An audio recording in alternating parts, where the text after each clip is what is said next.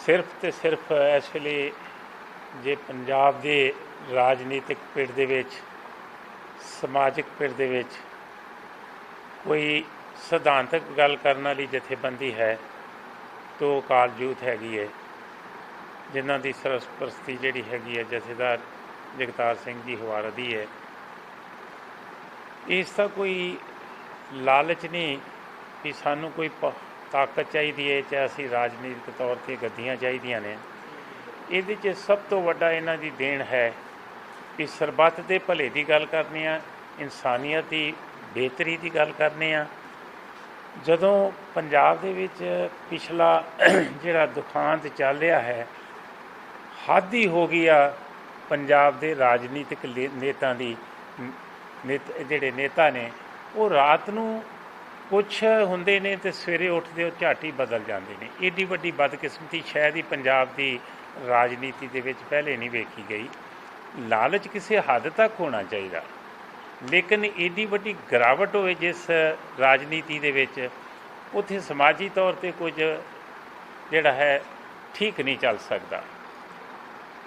इत्थों तक जिहड़ी साडी राजनीति जिहड़ी निगर गई कि एक पंथक पार्टी अपने आप नूं कहण वाली पंजाब की बेहतरी करने वाली, सिखां की बेहतरी दी करने वाली, उन्होंने 10 साल पंजाब का जो सत्यानाश किया है हर तरह, वो साडियां अखां दे सामने है। साडे सामने वो भी लोग ने जिन्हां ने गुटका साहब दीयां सौहां खा के ते पंजाब का बहुत वड्डा नुकसान किया है। हाँ, जे वो साडी मार तो ते उन्होंने मार पई है, जिस तरह बादल क्या दे है उन्होंने बहुत वड्डी चोट लगी है, उन्हों का एक दफ़ा जिहड़ा है वजूद खत्म हो गया।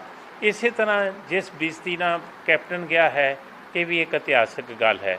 मतलब जिहड़ा भी सिद्धांतक तौर पर गलत आदमी जाएगा, जिहदा कोई म्यार ही नहीं हैगा धर्म का, कर्म का, लोगों की सेवा करने का, उन्हां नाल इस तरह ही होएगी जिद्दां इन्हां लोगों नाल होई है। सो असी साडा जे आपां जगतार सिंह हवारा की गल करिए, उन्हें की लालच है उसनूं जिंदगी दे विच। उन्हें अपनी भर जवानी 18-19 साल तो अपनी जिंदगी शुरू की है, पंथ नूं दिती है। पंथ नूं की दिता है? जे जगतार सिंह हवारे हुणी बेअंत सिंह नूं सोधा ना लाउंदे ते मेरे ख्याल जिन्ना कुछ चिर बाकी उहदा बच गया सी बेअंत सिंह ने, उन्हें पंजाब दे विच शायद ही कोई नौजवान जिहड़ा सी जीवित रहन देना सी।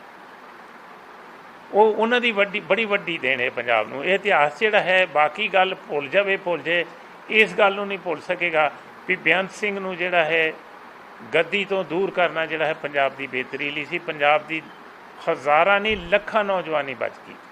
दो गल्लां बड़ियां अहम ने पंजाब के इतिहास दे विच, एक बेअंत सिंह नूं सौदा लाउणा, दूजा KPS गिल नूं कैद होनी। ये दोनों गल्लां दे विच कुदरती तौर पर दास नूं मौका मिलिया है। ये दोनों गल्लां दे नाल इतिहासक तौर पर जोड़न दा। KPS गिल नूं कैद करवाउणी कोई छोटी जी गल नहीं सी। उदों KPS गिल अपने आप नूं खुदा तो घट नहीं सी समझदा। वो चीफ मिनिस्टर के कमरे च जांदा सी, उहदे कमरे च इस तरह जांदा सी जिद्दां चीफ मिनिस्टर उहदा कोई चपड़ासी हुंदा। उहदी बिल्कुल कदर नहीं सी करदा। बेअंत सिंह उन्हां दी कोई कदर नहीं सी करदा। उहनूं ये भी कदी सुपने च भी नहीं सी भी मैनूं कैद हो जाएगी। उहदा 9 साल असी केस लड़िया, बड़ी परेशानी च रहे।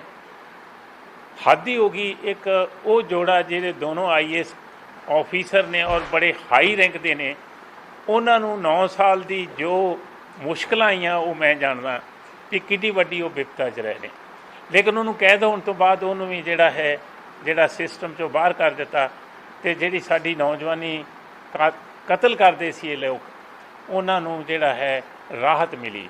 सो परमात्मा की ये गल्लां कुदरत दीयां दोनों देना सन।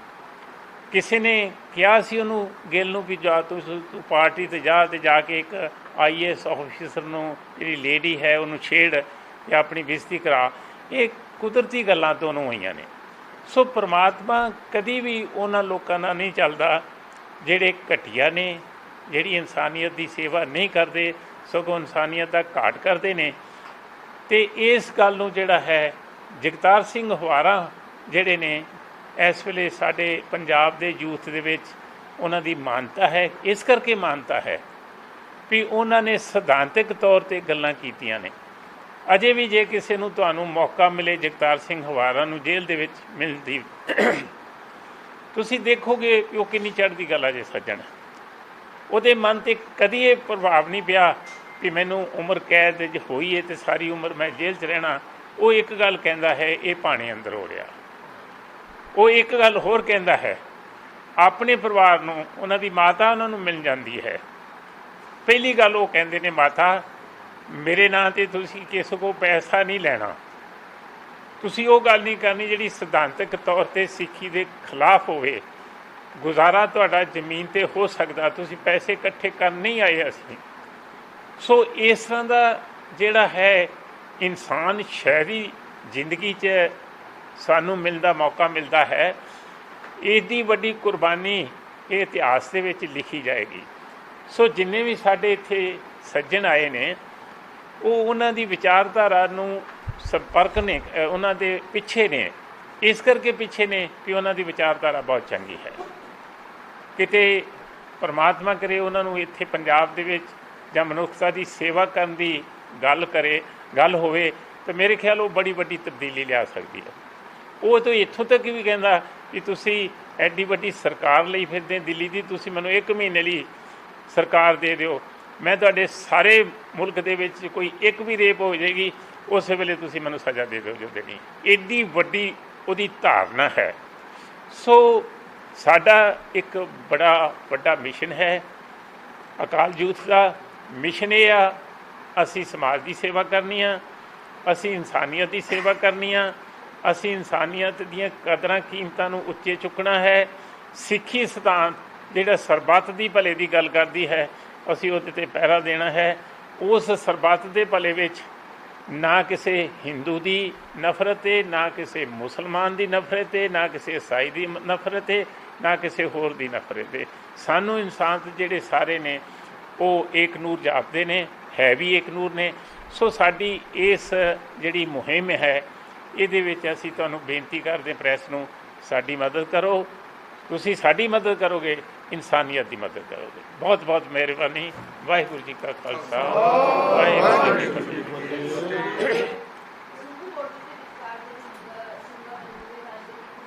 ਮੈਡਮ ਅੱਗੇ ਆ ਜਾਓ ਥੋੜ੍ਹਾ ਜਿਹਾ।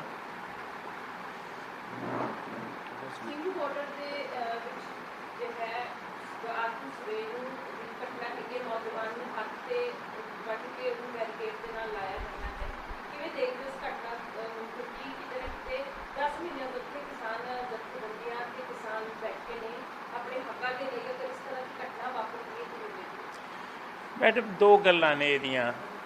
ਜਿਹੜਾ ਸੱਜਣ ਇਸ ਮਨਸ਼ੇ ਨਾਲ ਆਇਆ ਵੀ ਗੁਰੂ ਗ੍ਰੰਥ ਸਾਹਿਬ ਦੀ ਬੇਇੱਜ਼ਤੀ ਕਰਨੀ ਹੈ, ਉਹਨੂੰ ਸਰਕਾਰ ਤਾਂ ਸਜ਼ਾ ਦੇਂਦੀ ਨਹੀਂ, ਸਰਕਾਰ ਉਹਨੂੰ ਬਚਾਉਣ ਦੀ ਕੋਸ਼ਿਸ਼ ਕਰਦੀ ਹੈ। ਤੁਸੀਂ ਦੇਖੋ ਪੰਜਾਬ ਦੇ ਵਿੱਚ ਇੰਨੇ ਕੇਸ ਹੋਏ ਨੇ ਜਾਂ ਬਾਹਰ ਵੀ ਹੋਏ ਨੇ, ਲਗਭਗ ਸਾਰਿਆਂ ਨੂੰ ਇਹ ਕਹਿ ਦਿੱਤਾ ਵੀ ਉਹ ਦਿਮਾਗੀ ਤੌਰ 'ਤੇ ਪਰੇਸ਼ਾਨ ਸੀ, ਮੰਦੀ ਬੁੱਧੀ ਵਾਲਾ ਸੀ। ਕਿਸੇ ਨੂੰ ਜੇ ਸਰਕਾਰ ਨਹੀਂ ਸਜ਼ਾ ਦਿੰਦੀ ਅਤੇ ਫਿਰ ਜਦੋਂ ਸਿੱਖ ਪੰਥ ਦੇ ਅਨੁਸਾਰ ਜੇ ਉਹਨੂੰ ਸਜ਼ਾ ਦਿੱਤੀ ਜਾਂਦੀ ਹੈ, ਨਹੀਂ ਕਤਲ ਨਹੀਂ ਹੋਇਆ, ਉਹਨੂੰ ਚੋਟਾਂ ਲੱਗੀਆਂ। ਹਾਂ ਠੀਕ ਹੈ, ਇਹ ਹੁਣ ਜੇ ਉਹਨਾਂ ਨੇ ਗੈਰ ਕਾਨੂੰਨੀ ਕੀਤੀ ਹੈ ਇਹ ਠੀਕ ਹੈ, ਕਾਨੂੰਨੀ ਗੱਲ ਹੈ, ਕਾਨੂੰਨੀ ਹੋਏਗੀ। ਇਹਨੂੰ ਦੋ ਪੱਖਾਂ ਤੋਂ ਅਸੀਂ ਲੈਂਦੇ। ਜੇ ਤਾਂ ਅਸੀਂ ਸਿਧਾਂਤਕ ਤੌਰ 'ਤੇ ਸਿੱਖੀ ਰਹਿਤਾਂ ਰੀਤੀ ਰਿਵਾਇਤਾਂ ਅਨੁਸਾਰ ਬਣੀਏ ਫਿਰ ਠੀਕ ਆ। ਜੇ ਦੂਜੇ ਬੰਨੇ ਇਹ ਕਾਨੂੰਨੀ ਤੌਰ 'ਤੇ ਲੈਂਦੇ ਹਾਂ ਗਲਤ ਹੈ। ਸੋ ਕਾਨੂੰਨ ਵਾਲੇ ਆਪਣਾ ਕਾਰੋ ਕਰ ਲੈਣਗੇ। ਉਹਦਾ ਜਜ਼ਬਾਤ ਵੀ ਦੇਖੋ, ਗੁਰੂ ਗ੍ਰੰਥ ਸਾਹਿਬ ਤੋਂ ਸਿੱਖਾਂ ਲਈ ਕੋਈ ਵੱਡਾ ਇਸ਼ਟ ਨਹੀਂ ਹੈਗਾ। ਗੁਰੂ ਗ੍ਰੰਥ ਸਾਹਿਬ ਜਿਹਨੂੰ ਚੋਟਾਂ ਲੱਗੀਆਂ ਨੇ, ਨਹੀਂ ਮਰਿਆ ਨਹੀਂ, ਮਰ ਗਿਆ। ਚਲੋ ਇੱਕ ਗੱਲ ਹੋਰ ਮੈਡਮ ਮੈਂ ਐਡ ਕਰਨਾ ਚਾਹੁੰਦਾ, ਇਹ ਤੇ ਭਾਰਤ ਸਰਕਾਰ ਨੂੰ ਅੰਗਰੇਜ਼ ਸਰਕਾਰ ਤੋਂ ਕੁਝ ਸਿੱਖਣਾ ਚਾਹੀਦਾ। 1928 ਦੇ ਵਿੱਚ ਇੱਕ ਧਾਰਮਿਕ ਗ੍ਰੰਥ ਦੀ ਬੇਅਦਬੀ ਹੁੰਦੀ ਹੈ ਅਤੇ ਉਸ ਸਮੇਂ ਰੌਲਾ ਪੈ ਜਾਂਦਾ ਕਿ ਉਸ ਬੰਦੇ ਦੇ ਜਿਹਨੇ ਬੇਅਦਬੀ ਕੀਤੀ ਹੈ ਉਹਨੂੰ ਸਜ਼ਾ ਦਿਓ। ਅੰਗਰੇਜ਼ ਸਰਕਾਰ ਕੋਲ ਕੋਈ ਕਾਨੂੰਨ ਨਹੀਂ ਸੀ ਸਜ਼ਾ ਦੇਣ ਦੇ ਲਈ ਕਿ ਉਹਨੂੰ ਕੇਸ ਆਧਾਰ ਸਜ਼ਾ ਦਿੱਤੀ ਜਾਵੇ, ਪਰ ਉਹਨਾਂ ਨੇ ਉਸ ਬੰਦੇ ਨੂੰ ਫੜ ਕੇ ਗ੍ਰਿਫਤਾਰ ਕਰਕੇ ਜੇਲ੍ਹ ਭੇਜ ਦਿੱਤਾ ਤੇ ਉਹ 3 ਮਹੀਨੇ ਦੇ ਅੰਦਰ ਜ਼ਮਾਨਤ ਤੇ ਬਾਹਰ ਆ ਗਿਆ, ਰਿਹਾ ਹੋ ਗਿਆ, ਬਰੀ ਹੋ ਗਿਆ। ਉਸ ਤੋਂ ਬਾਅਦ ਫੇਰ ਕੀ ਹੋਇਆ, ਜਿਹੜੇ ਬੰਦੇ ਨੇ ਧਾਰਮਿਕ ਗ੍ਰੰਥ ਭਾਵ ਮੁਸਲਮਾਨ ਭਰਾਵਾਂ ਦਾ ਧਾਰਮਿਕ ਗ੍ਰੰਥ ਸੀ ਪਵਿੱਤਰ ਕੁਰਾਨ ਸ਼ਰੀਫ, ਤੇ ਇੱਕ ਮੁਸਲਮਾਨ ਭਰਾ ਨੇ ਕੁਰਾਨ ਸ਼ਰੀਫ ਦਾ ਬਦਲਾ ਲੈਣ ਲਈ ਉਸ ਬੰਦੇ ਦਾ ਕਤਲ ਕੀਤਾ। ਉਸ ਸਮੇਂ ਅੰਗਰੇਜ਼ਾਂ ਦੇ ਦਿਮਾਗ ਦੇ ਵਿੱਚ ਇਹ ਗੱਲ ਆਈ ਕਿ ਜੇ ਅਸੀਂ ਸਖਤ ਕਾਨੂੰਨ ਨਹੀਂ ਬਣਾਵਾਂਗੇ ਧਾਰਮਿਕ ਗ੍ਰੰਥਾਂ ਦੀ ਬੇਅਦਬੀ ਦੇ ਲਈ ਤਾਂ ਲੋਕ ਖੁਦ ਇਨਸਾਫ ਲੈਣਗੇ। ਸੋ ਹੁਣ ਵੀ ਇਹੀ ਕੁਝ ਹੋ ਰਿਹਾ। ਜਦੋਂ ਸਿੱਖ ਨੌਜਵਾਨ ਰੋਜ਼ਾਨਾ ਦੇਖ ਰਹੇ ਨੇ ਕਿ ਕਿਤੇ ਕੋਈ ਬੰਦਾ ਆ ਕੇ ਅਨੰਦਪੁਰ ਸਾਹਿਬ ਬੀੜੀ ਸੁੱਟ ਦਿੰਦਾ, ਕਿਤੇ ਕੋਈ ਦਮਦਮਾ ਸਾਹਿਬ ਆ ਜਾਂਦਾ, ਜਾਂ ਕਿਤੇ ਹੋਰ ਕਿਸੇ ਗੁਰੂ ਘਰ ਦੇ ਵਿੱਚ ਬੇਅਦਬੀ ਕਰ ਜਾਂਦਾ, ਕੋਈ ਨੰਗੇ ਸਿਰ ਆ ਕੇ ਗੁਰੂ ਘਰ ਵੜ ਜਾਂਦਾ, ਤੇ ਨੌਜਵਾਨ ਕੀ ਕਰਨ? ਇਹ ਸਰਕਾਰ ਨੂੰ ਚਾਹੀਦਾ ਕਿ ਉਹ ਕੋਈ ਇਹੋ ਜਿਹਾ ਕਾਨੂੰਨ ਬਣਾਵੇ ਕਿ ਜਿਸ ਕਾਰਨ ਸਿੱਖ ਨੌਜਵਾਨਾਂ ਨੂੰ ਮਤਲਬ ਆਪਣੇ ਹੱਥ ਦੇ ਵਿੱਚ ਕਾਨੂੰਨ ਨਾ ਲੈਣਾ ਪਵੇ। ਜੀ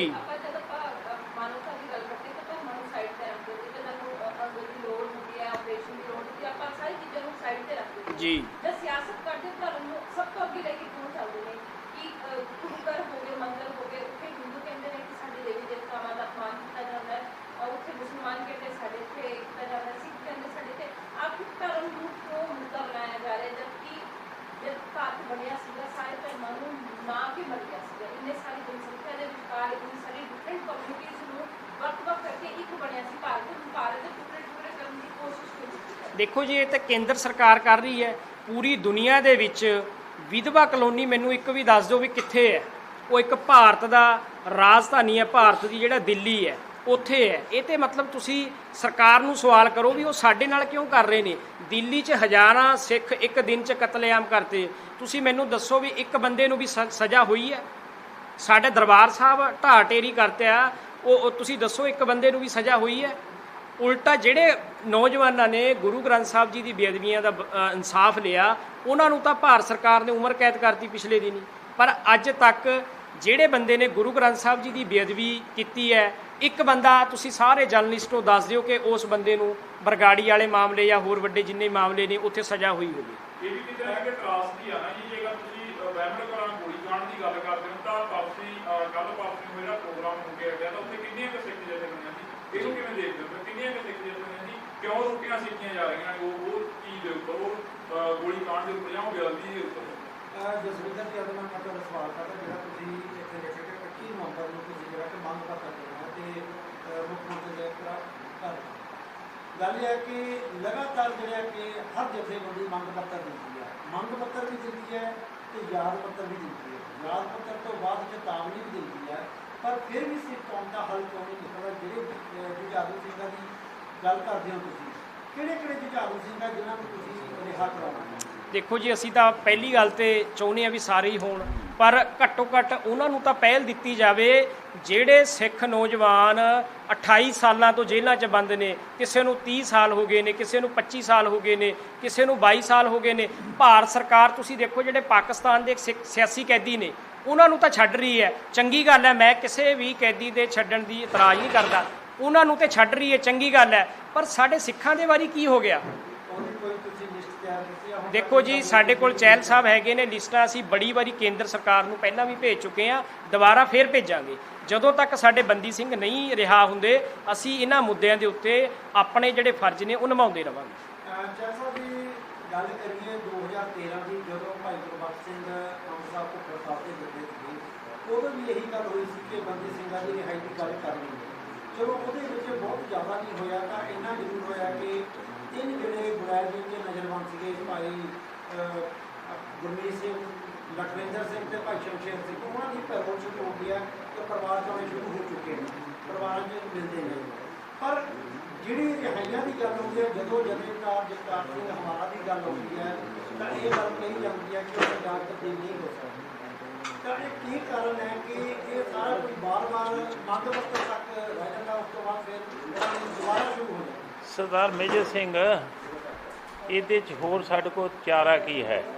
ਅਸੀਂ ਅਦਾਲਤੀ ਧੱਕੇ ਖਾ ਕੇ ਵੇਖਦੇ ਆ ਅਸੀਂ ਅਦਾਲਤਾਂ ਤੱਕ ਹੁਣ ਤੱਕ ਰੌਲਾ ਪਾਉਂਦੇ ਫਿਰਦੇ ਹਾਂ ਵੀ ਗੈਰ ਕਾਨੂੰਨੀ ਹੋ ਰਹੀ, ਉਹਨਾਂ ਨੂੰ ਨਹੀਂ ਰੱਖਿਆ ਜਾ ਸਕਦਾ। ਅਸੀਂ ਰਾਜਨੀਤਿਕ ਤੌਰ 'ਤੇ ਕੇਜਰੀਵਾਲ ਹੋਏ, ਚਾਹੇ ਸੈਂਟਰ ਸਰਕਾਰ ਹੋਏ, ਚਾਹੇ ਪੰਜਾਬ ਸਰਕਾਰ ਹੋਏ, ਉਹਨਾਂ ਨੂੰ ਮਿਲ ਕੇ ਦੇਖ ਲਿਆ ਹੈ। ਅਸੀਂ ਤੁਹਾਡੇ ਰਾਹੀਂ ਰੌਲਾ ਪਾ ਕੇ ਦੇਖ ਲਿਆ ਹੈ। ਹੁਣ ਸਾਡੇ ਕੋਲ ਹੋਰ ਕੀ ਤਰੀਕਾ ਕੀ ਹੈ? ਸਾਡੇ ਕੋਲ ਇਹੋ ਹੀ ਤਰੀਕਾ ਹੈ ਵੀ ਜਿੰਨਾ ਚਿਰ ਇਹ ਮੰਗ ਜਾਂ ਇਹ ਕਾਨੂੰਨੀ ਤੌਰ 'ਤੇ ਜਿਸ ਸਰਕਾਰ ਦੇ ਹੱਥ ਹੈ, ਉਹ ਸਰਕਾਰ ਖੁਦ ਕਿਉਂ ਨਹੀਂ ਕਰ ਦਿੰਦੀ? ਸਾਨੂੰ ਕਿਉਂ ਰੌਲਾ ਪਾਉਣ ਦੀ ਲੋੜ ਹੈ? ਇਹਦਾ ਨਤੀਜਾ ਬੜਾ ਸਿੱਧਾ ਹੈ ਵੀ ਜਿਹੜੇ ਸਿੱਖ ਸੱਜਣ ਅੰਦਰ ਨੇ ਉਹਨਾਂ ਨਾਲ ਵਿਤਕਰਾ ਹੋ ਰਿਹਾ ਹੈ। ਉਹ ਵਿਤਕਰਾ ਜਿਹੜਾ ਹੈ ਸਰਕਾਰ ਜੇ ਨਹੀਂ ਮੰਨਦੀ ਤੇ ਫਿਰ ਉਹਨਾਂ ਦੇ ਖਿਲਾਫ ਹੀ ਬੋਲ ਸਕਦੇ ਹਾਂ, ਹੋਰ ਕੀ ਕਰ ਸਕਦੇ ਹਾਂ। ਆ ਜਿਹੜਾ ਲਖੀਮਪੁਰ ਖੇੜੀ ਦਾ ਕੇਸ ਹੋਇਆ ਹੈ, ਤੁਹਾਡੇ ਸਾਹਮਣੇ ਹੋਇਆ ਹੈ, ਉਹਦੇ ਮੁੰਡੇ ਨੂੰ ਜਦੋਂ ਇੰਟੈਰੋਗੇਟ ਕਰਨੀ ਆ ਉਹਦੇ ਨਾਲ ਵਕੀਲ ਬੈਠੇ ਹੋਣਗੇ। ਹਾਂਜੀ, ਸਾਡੇ ਨੌਜਵਾਨ ਵਕੀਲ ਦਾ ਮੂੰਹ ਨਹੀਂ ਵੇਖ ਸਕਦੇ, ਆਪਣੇ ਪਰਿਵਾਰ ਦਾ ਮੂੰਹ ਨਹੀਂ ਵੇਖ ਸਕਦੇ। ਮਹੀਨਿਆਂ ਬੱਧੀ ਉਹਨਾਂ ਨੂੰ ਟਾਰਚਰ ਕੀਤਾ ਜਾਂਦਾ ਹੈ, ਮੌਤ ਦੇ ਮੂੰਹ ਤੱਕ ਲੈ ਜਾਂਦਾ ਹੈ। ਕਾਨੂੰਨ ਤਾਂ ਉਹੀ ਹੈ। ਕਿਹੜੇ ਕਾਨੂੰਨ ਦੀ ਗੱਲ ਕਰੀਏ ਇੱਥੇ? ਕਿਹੜੇ ਰਾਜ ਦੀ ਗੱਲ ਕਰੀਏ? ਤੁਸੀਂ ਕੀ ਸਮਝਦੇ? ਹੁਣ ਸਾਡੀਆਂ ਰਾਜਨੀਤਿਕ ਪਾਰਟੀਆਂ ਦੇ ਹੱਕ ਸੀ ਜਾਂ ਡਿਊਟੀਆਂ ਸੀ, ਉਹ ਤਾਂ ਨਿਭਾ ਨਹੀਂ ਰਹੀਆਂ।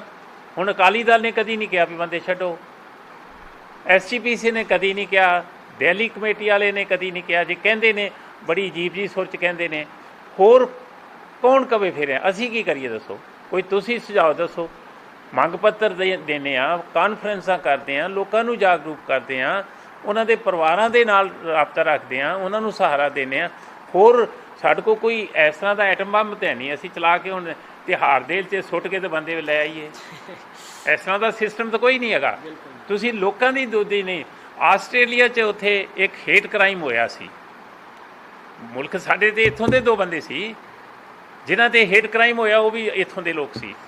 ਉਹਨਾਂ ਨੇ ਕਿੰਨੇ ਮਹੀਨਿਆਂ 'ਚ ਉਹਨੂੰ ਕੈਦ ਕਰ ਦਿੱਤੀ ਹੈ। ਸਾਡੇ ਇੱਥੇ ਰੋਜ਼ ਹੇਟ ਕ੍ਰਾਈਮ ਹੁੰਦੇ ਨੇ, ਦਾੜੀਆਂ ਪੁੱਟੀਆਂ ਜਾਂਦੀਆਂ ਨੇ, ਕੇਸ ਪੁੱਟੇ ਜਾਂਦੇ ਨੇ, ਕਕਾਰ ਰੋਲੇ ਜਾਂਦੇ ਨੇ। ਗੁਰੂ ਗ੍ਰੰਥ ਸਾਹਿਬ ਦੀ ਬੇਅਦਬੀ ਰੋਜ਼ ਹੋ ਰਹੀ ਹੈ। ਰੌਲਾ ਪਾ ਰਹੇ ਹਾਂ ਕਿ ਜਦੋਂ ਕਿਹਦੇ ਅੱਗੇ ਰੌਲਾ ਪਾਈਏ?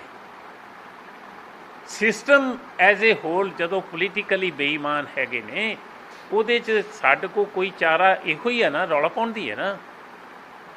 ਲੋਕਾਂ ਦੇ ਰਾਹੀਂ ਅਸੀਂ ਚਾਹੁੰਦੇ ਹਾਂ, ਪ੍ਰੈਸ ਕਾਨਫਰੰਸਾਂ ਕਰਦੇ ਹਾਂ, ਅਸੀਂ ਹੋਰ ਰਾਜਨੀਤਿਕ ਲੋਕਾਂ ਨੂੰ ਮਿਲਦੇ ਹਾਂ, ਅਦਾਲਤਾਂ 'ਚ ਜਾਂਦੇ ਹਾਂ।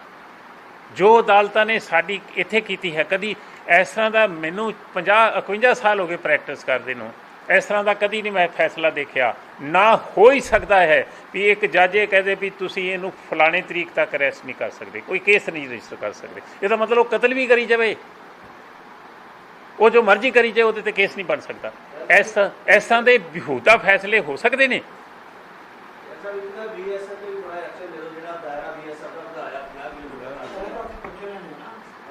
ਸਰ ਜੀ, ਉਹਦੇ 'ਚ ਇਹ ਵੀ ਗੱਲ ਹੈ, BF ਤੱਕ ਘੇਰਾ ਵਧਾਉਣ ਦੀ ਲੋੜ ਵੀ ਨਹੀਂ ਸੀ। ਉਹਦਾ ਕਾਰਨ ਸੈਂਟਰਲ ਸਰਕਾਰ ਨੇ ਤਾਂ ਅੱਗੇ ਹੀ ਜਿਹੜੀ ਹੈਗੀ ਇੱਕ ਨੈਸ਼ਨਲ ਇਨਵੈਸਟੀਗੇਸ਼ਨ ਏਜੰਸੀ ਪੈਦਾ ਕਰ ਦਿੱਤੀ ਹੈ। ਉਹ ਜਿੱਥੋਂ ਵੀ ਦਿੱਲੀ ਦੱਖਣ ਤੋਂ ਜਿੱਥੋਂ ਵੀ ਚੱਲਦੇ, ਪੰਜਾਬ 'ਚੋਂ ਜਿਹਨੂੰ ਮਰਜ਼ੀ ਚੁੱਕ ਕੇ ਜਿੱਥੇ ਮਰਜ਼ੀ ਲੈ ਜਾਂਦੇ ਨੇ। ਆ ਮੋਹਾਲੀ ਇੱਕ ਮੁੰਡਾ ਜਿਹੜਾ ਸੀ, ਉਹਨੂੰ ਟੌਰਚਰ ਕੀਤਾ, ਉਹਨੇ ਇੱਕ ਸੁਸਾਈਡ ਕਮਿਟ ਕਰ ਲਿਆ। ਸਾਡੀ ਸਿਸਟਮ ਹੈ, ਜਦੋਂ ਸੈਂਟਰਲ ਸਰਕਾਰ ਨੇ ਸਾਰੀਆਂ ਦੀਆਂ ਸਾਰੀਆਂ ਪਾਵਰ ਆਪਣਾ ਲੈ ਲਈਆਂ, ਇਹ BSF ਨੂੰ ਸਾਰੀ ਪੰਜਾਬ ਵੀ ਉਹਨਾਂ ਦੀ BF ਦੇ ਅੰਡਰ ਆ, ਅਸੀਂ ਸਾਰੇ ਅੰਡਰ ਆ।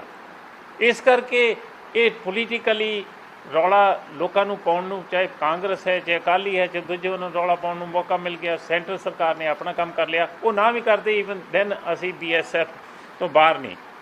ਸਾਡੇ 'ਤੇ ਜਿਹੜਾ ਵੀ ਮਰਜ਼ੀ ਆਣ ਕੇ, ਭਾਵੇਂ CBI ਹੋਵੇ, ਭਾਵੇਂ ਨੈਸ਼ਨਲ ਇਨਵੈਸਟੀਗੇਸ਼ਨ ਏਜੰਸੀ ਹੋਵੇ, ਭਾਵੇਂ ਸਾਡੀ ਆਪਣੀ ਸਰਕਾਰ ਦਾ ਜਿਹੜਾ ਹੈ ਕਰਿੰਦੇ ਹੋਣ, ਉਹ ਜਿੱਥੇ ਮਰਜ਼ੀ ਜਿੱਦੇ 'ਤੇ ਮਰਜ਼ੀ ਝੂਠੇ ਕੇਸ ਪਾਈ ਜਾਂਦੇ ਨੇ।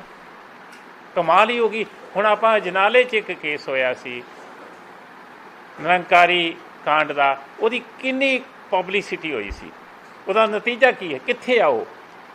ਕਿਤੇ ਵੀ ਨਹੀਂ। ਉਸ ਤੋਂ ਬਾਅਦ ਮਤਲਬ ਪਬਲਿਸਿਟੀ ਹਰ ਕੇਸ 'ਚ ਕਰਦੇ ਨੇ, ਹਰ ਕੇਸ 'ਚ ਬਦਨਾਮ ਕਰਦੇ ਨੇ, ਹਰ ਕੇਸ ਨੂੰ ਜਿਹੜਾ ਹੈ ਗਲਤ ਤਰੀਕੇ ਨਾਲ ਜਿਹੜਾ ਹੈ ਉਹਦਾ ਲੋਕਾਂ 'ਤੇ ਉਹ ਲਿਆਉਂਦੇ ਨੇ, ਨਤੀਜਾ ਉਹਦਾ 0 ਹੁੰਦਾ ਹੈ। ਹੁਣ ਆਪਾਂ ਜਿਹੜੇ ਸਾਡੇ ਕੁਝ ਨੌਜਵਾਨ ਨਵਾਂ ਸ਼ਹਿਰ ਵਾਲੀ ਕੋਰਟ ਨੇ ਕੈਦ ਕਰ ਦਿੱਤੇ, ਉਮਰ ਕੈਦ ਕਰ ਦਿੱਤੇ। ਹੱਦ ਹੀ ਹੋ ਗਈ। ਕੋਈ ਇਨਸਾਨੀਅਤ ਦੀ ਗਿਰਾਵਟ ਹੋਣੀ ਚਾਹੀਦੀ ਹੈ ਵੀ ਉਹਨਾਂ ਕੋਲ। ਔਰ ਇੱਦਾਂ ਦਾ ਕੋਈ ਅਸੀਂ ਹਾਈ ਕੋਰਟ ਦਾ ਜੱਜ ਨਹੀਂ ਵੇਖਿਆ ਜਿਹਨੂੰ ਬੇਲ ਮੈਟਰ ਦੇ ਵਿੱਚ ਇਹ ਆਰਡਰ ਕਰ ਦਿੱਤਾ ਜਾਏ ਵੀ ਇੱਦਾਂ 'ਤੇ ਦੇਸ਼ ਧਰੋਹੀ ਦਾ ਚਾਰਜ ਲਾਇਆ ਜਾਵੇ। ਇੱਦਾਂ ਦੇ ਜੱਜ ਜੋ ਸੋ ਤੁਸੀਂ ਸਾਰਾ ਸਿਸਟਮ ਮਹਿਸੂਸ ਕਰੋ ਇਹ ਅਦਾਲਤਾਂ ਸਾਡੇ ਨਾਲ ਨਹੀਂ, ਰਾਜਨੀਤਿਕ ਸਿਸਟਮ ਸਾਡੇ ਨਾਲ ਨਹੀਂ, ਪਬਲਿਕ ਜਿਹੜੀ ਹੈ ਉਹ ਕਿੰਨਾ ਕੁ ਸਾਡਾ ਸਾਥ ਦੇ ਸਕਦੀ ਹੈ।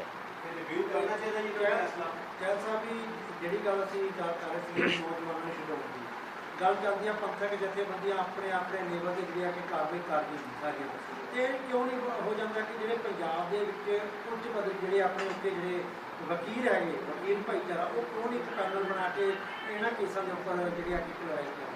ਸਭ ਮੇਜਰ ਸਿੰਘ ਹੋਣੇ ਤਾਂ ਦੱਸ ਚੁੱਕਾ। ਪੈਨਲ ਕੀ ਕਰਨਾ? ਅਦਾਲਤਾਂ ਕਿੱਥੇ ਜਾ ਕੇ ਕਹਿ? ਦਿੱਲੀ ਹਾਈ ਕੋਰਟ 'ਚ ਕੇਸ ਹੋਏ ਨੇ, ਆਪਣੀ ਹਾਈ ਕੋਰਟ 'ਚ ਹੋਏ ਨੇ, ਸੁਪਰੀਮ ਕੋਰਟ 'ਚ ਕੇਸ ਹੋਏ ਨੇ, ਉਹਨਾਂ ਦਾ ਨਤੀਜਾ ਜ਼ੀਰੋ ਹੈ। ਤੁਸੀਂ ਸਮਝਦੇ ਵੀ ਅਦਾਲਤਾਂ ਦੇ ਉਦਾਹਰਨ ਤਾਂ ਮੈਂ ਦੇ ਚੁੱਕਾ ਤੁਹਾਨੂੰ ਵੀ ਅਦਾਲਤਾਂ ਕੀ ਕਰ ਰਹੀਆਂ ਨੇ। ਜੋ ਸਾਡੇ ਪੰਜਾਬ ਦੀਆਂ ਅਦਾਲਤਾਂ ਨੇ ਆ ਪਿਛਲੇ 3-4 ਮਹੀਨਿਆਂ 'ਚ ਕੀਤਾ, ਵੇਖ ਕੇ ਸ਼ਰਮ ਆਉਂਦੀ ਹੈ। ਆ ਜਿਹੜਾ ਪਹਿਲੇ ਜੱਜ ਨੇ ਫੈਸਲਾ ਕੀਤਾ ਸੀ ਜਦੋਂ ਉਹਦੀ IG ਦੀ ਰਿਪੋਰਟ ਜਿਹੜੀ ਅਪਸੈਟ ਕੀਤੀ ਸੀ, ਅਸੀਂ 26 ਪੇਜ ਦਾ ਜਿਹੜਾ ਹੈ ਇੱਕ ਰਾਈਟਰ ਅਪ ਲਿਖਿਆ ਵੀ ਇਸ ਤੋਂ ਬੁਰਾ ਫੈਸਲਾ ਹੋ ਹੀ ਨਹੀਂ ਸਕਦਾ। ਉਹਦੇ 'ਚ ਦੱਸਿਆ ਕੀ ਫਲਾਹ ਨੇ ਕਾਨੂੰਨੀ ਤੌਰ ਤੇ ਸੁਪਰੀਮ ਕੋਰਟ ਦੀਆਂ ਅਸੀਂ ਸਾਰਿਆਂ ਨੂੰ ਸਰਕੂਲੇਟ ਕੀਤਾ, ਕੀ ਉਹਦਾ ਨਤੀਜਾ ਨਿਕਲਿਆ। ਤੁਸੀਂ ਜਿਹੜੀ ਫਿਰ ਇੱਕ ਗੱਲ ਨੂੰ ਭੁੱਲ ਜਾਂਦੇ ਆ ਵੀ ਝਗੜਾ ਇਹੋ ਹੀ ਨਹੀਂ ਵੀ ਆਇਆ ਅਸੀਂ ਆਵਾਜ਼ ਨਹੀਂ ਉਠਾ ਰਹੇ ਜਾਂ ਸਾਡੀਆਂ ਪੋਲੀਟੀਕਲ ਆਵਾਜ਼ ਨਹੀਂ। ਝਗੜਾ ਇਹ ਹੈ ਆਵਾਜ਼ ਸੁਣਦਾ ਕੋਈ ਨਹੀਂ। ਜਿਨ੍ਹਾਂ ਕੋ ਤਾਕਤ ਉਹ ਆਵਾਜ਼ ਨਹੀਂ ਸੁਣਦੇ। ਤਾਕਤ ਹੈ ਜੁਡੀਸ਼ੀਅਲ ਸਿਸਟਮ ਕੋ, ਉਹ ਸਾਡੀ ਆਵਾਜ਼ ਨਹੀਂ ਸੁਣਦਾ। ਤਾਕਤ ਹੈ ਜਿਹੜੀ ਐਗਜ਼ੈਕਟਿਵ ਕੋ, ਉਹ ਸਾਡੇ ਖਿਲਾਫ ਹੈ। ਤਾਕਤ ਹੈ ਰਾਜਨੀਤਿਕ ਪਾਰਟੀਆਂ ਕੋ, ਉਹ ਸਾਡੇ ਖਿਲਾਫ ਨੇ। ਹੁਣ ਉੱਥੇ ਕਿੰਨੇ ਮਹੀਨਿਆਂ ਦੇ ਤੁਹਾਡੇ ਜਿਹੜੇ ਕਿਸਾਨ ਮਰ ਰਹੇ ਨੇ, ਤੁਹਾਨੂੰ ਚੇਤਾ ਹੈ ਜਦੋਂ ਅੰਨਾ ਹਜ਼ਾਰੇ ਨੇ ਦਿੱਲੀ 'ਚ ਆਪਣਾ ਭੁੱਖ ਹੜਤਾਲ ਰੱਖੀ ਸੀ, ਇੱਕ ਰਾਤ ਰੱਖੀ ਸੀ, ਉਦੋਂ ਬਾਬਾ ਨਾਮਦੇਵ ਵੀ ਉੱਥੇ ਸੀ, ਰਾਤ ਨੂੰ ਸੁੱਤੇ ਸੀ, ਉਹਨਾਂ 'ਤੇ ਪਾਣੀ ਦੀ ਬੁਛਾੜ ਕਰ ਦਿੱਤੀ। ਅਗਲੇ ਦਿਨ ਸੁਪਰੀਮ ਕੋਰਟ ਨੇ ਸੂਓ ਮੋਟੋ ਨੋਟਿਸ ਲੈ ਕੇ ਕਿਹਾ ਨਹੀਂ ਤੁਸੀਂ ਉਹਨਾਂ ਦੇ ਮਨੁੱਖੀ ਅਧਿਕਾਰਾਂ ਨੂੰ ਘਾਣ ਕਰਤਾ। ਸਾਡੇ ਇੱਥੇ ਘਾਣ ਕਿ ਬੰਦੇ ਹੀ ਮਾਰ ਦਿੱਤੇ ਜਾਂਦੇ ਨੇ ਤਾਂ ਘਾਣ ਨਹੀਂ ਹੁੰਦਾ, ਕੋਈ ਸੁਣਦਾ ਨਹੀਂ। ਹੁਣ ਸੁਪਰੀਮ ਕੋਰਟ ਕਿੱਥੇ ਗਈ ਇਹ? ਜਦੋਂ ਸਾਲਾਂ ਬੱਧੀ ਉੱਥੇ ਜਿਹੜਾ ਕਿਸਾਨ ਮਰ ਰਹੇ ਨੇ, ਕਿਸਾਨਾਂ ਦੇ ਏਡਾ ਵੱਡਾ ਨੁਕਸਾਨ ਹੋ ਰਿਹਾ, ਸਾਰੇ ਕੰਟਰੀ ਦਾ ਹੋ ਰਿਹਾ, ਹੁਣ ਸੁਪਰੀਮ ਕੋਰਟ ਕਿੱਥੇ ਸੁੱਤੀ ਆ? ਸੁਪਰੀਮ ਕੋਰਟ ਸਗੋਂ ਕਿਸਾਨਾਂ ਨੂੰ ਕਹਿ ਰਹੀ ਹੈ ਤੁਸੀਂ 1 ਸਾਲ ਤੋਂ ਸਾਡਾ ਦਿੱਲੀ ਦਾ ਗਲਾ ਘੁੱਟਿਆ ਹੈ ਅਤੇ ਤੁਸੀਂ ਸਾਡੇ ਕੋਲ ਇਨਸਾਫ ਮੰਗਦੇ ਆ। ਤੁਸੀਂ ਪਹਿਲੇ ਸੁੱਤੇ ਆ, ਤੁਸੀਂ ਆਪ ਹੀ ਕਿਉਂ ਨਹੀਂ ਇਨਸਾਫ ਦਿੱਤਾ? ਜੇ ਪਾਣੀ ਦੀਆਂ ਮੁਸ਼ਾੜਾਂ ਨਾਲ ਸੁਪਰੀਮ ਕੋਰਟ ਸੁੱਤੀ ਉੱਠ ਸਕਦੀ ਹੈ, ਸੂਓ ਮੋਟੋ ਨੋਟਿਸ ਲੈ ਸਕਦੀ ਹੈ, ਅਤੇ ਤੁਸੀਂ ਜਦੋਂ ਖੇਤੀਬਾੜੀ ਦੇ ਕਾਨੂੰਨ ਸੈਂਟਰਲ ਸਰਕਾਰ ਦੇ ਅਧਿਕਾਰ 'ਤੇ ਹੈ ਨਹੀਂ ਅਤੇ ਆਪਣੀ ਸੁਪਰੀਮ ਕੋਰਟ ਉੱਦਾਂ ਹੀ ਕਿਉਂ ਨਹੀਂ ਉਹਨਾਂ ਨੂੰ ਰੱਦ ਕਰ ਦਿੰਦੀ? ਅੱਜ ਤੋਂ ਇਹ 1 ਸਾਲ ਦਾ ਜਿਹੜਾ ਹੈ ਨੁਕਸਾਨ ਸਾਡਾ ਬਚਾਇਆ ਹੁੰਦਾ। ਸੋ ਅਦਾਲਤਾਂ ਜਿਹੜੀਆਂ ਨੇ ਉਹ ਅਦਾਲਤਾਂ ਨਹੀਂ ਹੈਗੀਆਂ ਜਿਹੜੀਆਂ ਤੁਸੀਂ ਸੋਚ ਰਹੇ ਆ। ਆਪਾਂ ਇਹ ਸੋਚ ਰਹੇ ਵੀ ਅਦਾਲਤਾਂ 'ਚ ਸਾਡੇ ਇੱਕ ਅਦਾਲਤਾਂ 'ਚ ਵੀ ਥੱਲੀ ਸੀ ਕੋਲੀ ਕਾਓ, ਆਪੇ ਹੀ ਜੱਜਾਂ ਨੇ ਇਹ ਕਹੀ ਸੀ ਵੀ ਇਹ ਅਸੀਂ ਮਹਿਸੂਸ ਮਤ ਕਰੀਏ ਵੀ ਸਾਰੇ ਜੱਜ ਜਿਹੜੇ ਨੇ ਉਹ ਗਊ ਦੀ ਤਰ੍ਹਾਂ ਪੂਜਣਯੋਗ ਨੇ, ਬੜੇ ਕਰਪਟ ਨੇ, ਬੜੀਆਂ ਸਿਫਾਰਸ਼ਾਂ ਆਉਂਦੀਆਂ ਨੇ, ਬੜੇ ਗਲਤ ਫੈਸਲੇ ਹੁੰਦੇ ਨੇ। ਮੇਰੇ ਕੋਲ ਇੱਕ ਲਿਸਟ ਪਈ ਆ, ਅੱਜ ਤੋਂ 3 ਸਾਲ ਪਹਿਲੇ ਪਬਲਿਸ਼ ਹੋਈ ਸੀ। ਉਹਨਾਂ ਨੇ ਦਿੱਲੀ ਵਾਲੀ ਕਿਸੇ ਬੋਡੀ ਨੇ ਉਹ ਕੱਢੀ ਸੀ। ਉਹਨਾਂ ਨੇ 18 ਚੀਫ ਜਸਟਿਸ ਦੀਆਂ ਫੋਟੋ ਦਿੱਤੀਆਂ ਸੀ, ਸੁਪਰੀਮ ਆਫ ਇੰਡੀਆ ਦੇ ਚੀਫ ਜਸਟਿਸ 18 ਦੀਆਂ ਫੋਟੋ ਦਿੱਤੀਆਂ ਸੀ। ਨਾਲ ਉਹਨਾਂ ਨੇ ਦੱਸਿਆ ਸੀ ਵੀ ਇਹ ਕਰਪਸ਼ਨ ਨੇ ਇਹਨਾਂ ਨੇ ਇਹ ਕੀਤੀ ਹੈ। ਕਿਸੇ ਸੁਪਰੀਮ ਕੋਰਟ ਦੇ ਜੱਜ ਨੇ ਚੂੰ ਨਹੀਂ ਸੀ ਕੀਤਾ, ਕੰਟੈਂਪਟ ਨਹੀਂ ਸੀ ਇਸ਼ੂ ਕੀਤੀ। 18 ਸੁਪਰੀਮ ਕੋਰਟ ਦੇ ਜੱਜ ਕਰਪਸ਼ਨ ਦੇ ਮਾਮਲੇ 'ਚ ਉਹਨਾਂ ਦੇ ਐਲੀਗੇਸ਼ਨ ਹੋਏ, ਅਤੇ ਫਿਰ ਅਸੀਂ ਇਹ ਮਹਿਸੂਸ ਕਰੀਏ ਵੀ ਸਾਰਾ ਕੁਝ ਠੀਕ ਹੈ। ਆ ਹੁਣ ਜਦੋਂ ਨਵਾਂ ਚੀਫ ਜਸਟਿਸ ਲੱਗਿਆ ਹੈ, ਜਿਸ ਸਟੇਟ ਨੂੰ ਬਿਲੋਂਗ ਕਰਦਾ ਉਸ ਚੀਫ ਮਿਨਿਸਟਰ ਨੇ ਲਿਖਿਆ ਇਹ ਕਰਪਟ ਆਦਮੀ ਹੈ, ਇਹਨੂੰ ਨਹੀਂ ਲਾਉਣਾ ਚਾਹੀਦਾ, ਲਾ ਦਿੱਤਾ ਉਹਨਾਂ ਨੇ। ਇੱਕ ਚੀਫ ਮਿਨਿਸਟਰ ਕਹਿ ਰਿਹਾ, ਉਹਦੇ ਖਿਲਾਫ ਐਲੀਗੇਸ਼ਨ ਲਿਖ ਕੇ ਦੇ ਰਿਹਾ ਹੈ, ਇਹ ਚੀਫ ਜਸਟਿਸ ਦੇ ਕਾਬਲ ਨਹੀਂ ਹੈਗਾ, ਉਹਨੂੰ ਲਾ ਦਿੱਤਾ ਹੈ। ਸੋ ਗੱਲਾਂ ਬੜੀਆਂ ਅਜੀਬ ਜਿਹੀਆਂ ਹੀ ਆ। ਇਹ ਗੱਲਾਂ ਸਾਡੇ ਦੇਖਣ ਲਈ ਹੋ ਰਿਹਾ। ਸਾਡਾ ਸਿਸਟਮ ਇੱਕ ਗੱਲ ਹੈ, ਇਸ ਗੱਲ ਨੂੰ ਬਿਲਕੁਲ ਆਪਾਂ ਭੁੱਲ ਜਾਂਦੇ ਹਾਂ ਵੀ ਇਹ ਹਿੰਦੂ ਰਾਸ਼ਟਰਵਾਦ ਦੀ ਜਿਹੜੀ ਸਿਸਟਮ ਹੈ ਉਹ ਚੱਲ ਰਹੀ ਹੈ, ਉਹਦੇ ਵਿੱਚ ਬਾਕੀ ਸਾਰੀਆਂ ਗੱਲਾਂ ਥੱਲੇ ਨਿਕਲ ਜਾਂਦੀਆਂ ਨੇ। ਜਸਵਿੰਦਰ ਜੀ, ਇੱਕ ਲਾਸਟ ਸਵਾਲ ਹੈ ਜਿਹੜਾ 25 ਤਰੀਕ ਨੂੰ ਤੁਸੀਂ ਪ੍ਰੋਗਰਾਮ ਲੈ ਕੇ ਆਇਆ, ਉਹ ਜਿਹੜਾ ਮਾਰਚ ਨਾਲ ਕਿੱਥੋਂ ਲੈ ਕੇ ਕਿੱਥੇ ਤੱਕ ਹੋਣਾ ਤੇ ਕਿਸ ਤਰੀਕੇ ਨਾਲ? ਦੇਖੋ ਜੀ, ਇਸ ਸੰਬੰਧੀ ਜਲਦੀ ਪ੍ਰੈਸ ਦੇ ਵਿੱਚ ਜਾਣਕਾਰੀ ਦੇ ਦਿੱਤੀ ਜਾਵੇਗੀ ਕਿ ਉਹਦੀ ਰੂਪਰੇਖਾ ਕੀ ਹੋਵੇਗੀ।